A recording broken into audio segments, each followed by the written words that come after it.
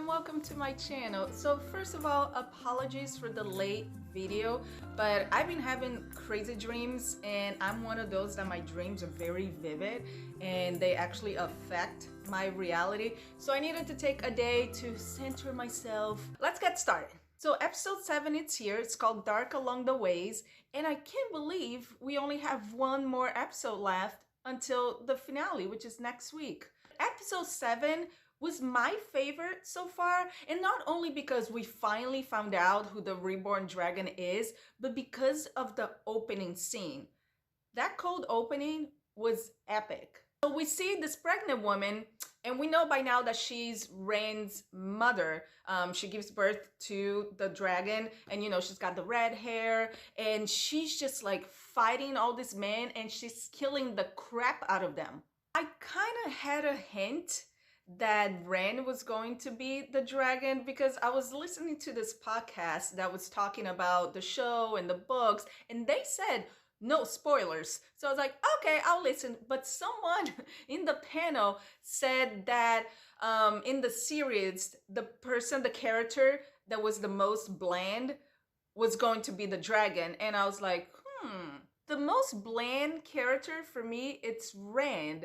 Damn you podcasters, because up until then, I was still struggling to find out who the Reborn dragon was. I did not like that the show hid from us the fact that Ren channeled before.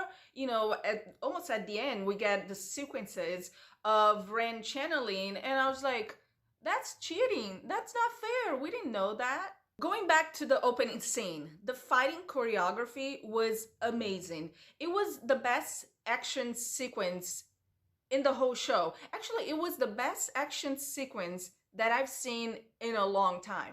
Once again, the fact that this woman, it's about to give birth and she's killing all these men, it was so powerful. I think his name was Tim. He reached out his hand and she squeezes while she's screaming, giving birth. I thought that scene was very touching. It was very human. Matt doesn't go through the gate. At the last episode, at the end, I thought there was kind of like that cliffhanger. Did he? Did he not? Did he go through? He didn't. Later on in the episode, Moraine sends a message to the White Tower saying that Matt is returning and that the Red Aja should find him. Why the Red Aja?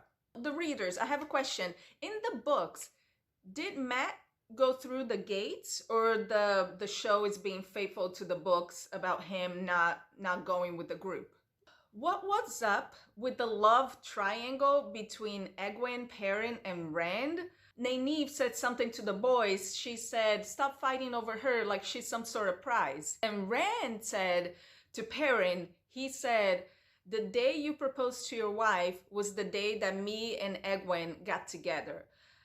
I just thought it was just so weird of a little storyline, because the whole time that Perrin and Egwene were traveling together, I never thought there was any romantic vibe between them. I always felt it was more like a brother and sister relationship to me. That's what we get when there's no character development.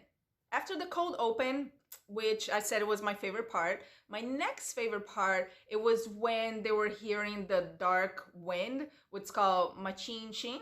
Machin Shin, am I saying it right?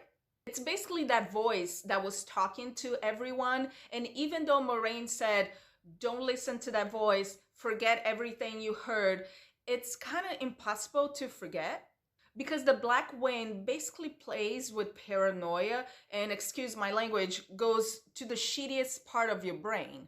I thought it was really interesting, but at the same time, a bit uncomfortable.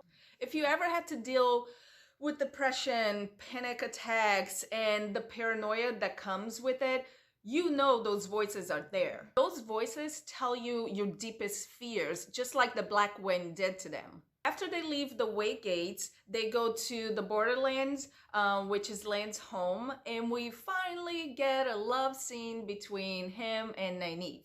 I was eating when I was watching that part, and then when Lan takes his shirt off, I was like,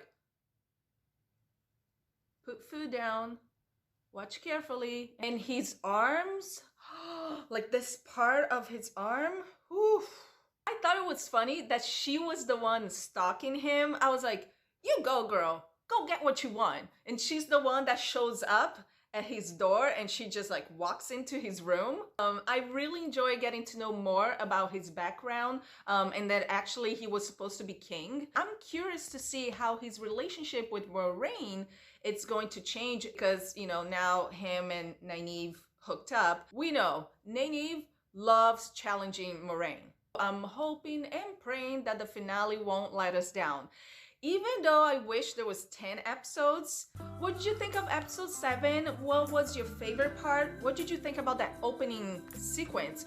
Let me know in the comments down below. If you like this video, make sure you hit the thumbs up, subscribe to the channel, and also hit the little bell, the notification button so you don't miss any future videos, and I'll see you next time.